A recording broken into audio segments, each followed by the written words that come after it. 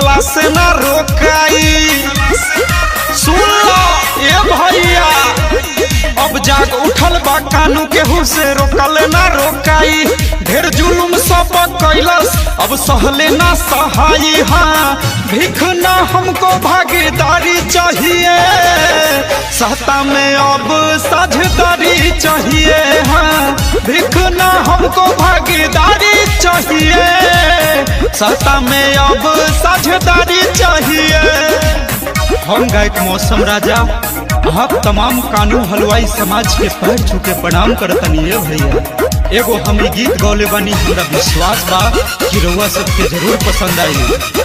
अब जुल्म नहीं सहेंगे, नहीं सहेंगे, नहीं सहेंगे। चुप बानी हमनी ना बुझा मजबूर हो, हक बजावन लड़के ले हम जरूर हो। चुप बानी हमनी ना बुझा मजबूर हो, हक जवन बावे लड़के ले हम जरूर हो। हनले बावे मन में सभे अब ना केहू डराई, चीर दे हम हमनी के हक जे दोसर केहू खाई। हाँ मौलिक अधिकार हिस्सेदारी चाहिए, सहता में अब साझेदारी चाहिए। हाँ भीख ना हमको भागीदारी चाहिए, सहता में अब साझेदारी चाहिए।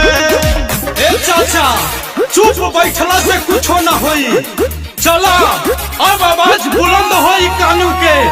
आ हिम्मत बा तो कोनो कानू हलवाई समाज के रोक के दिखावे। अब सत्ता में जरूर आएंगे, जरूर आएंगे। कानू एकता जिंदाबाद, जिंदाबाद, जिंदाबाद। हलवाई समाज जिंदाबाद, जिंदाबाद, जिंदाबाद। ए चाचा ये भैया करो विचार हो, राजनीति अब चाहे सुधार हो। चुप मत बैठे चाचा, ए चाची ए भाभी करी ना विचार हो, राजनीति अब चाहे सुधार हो।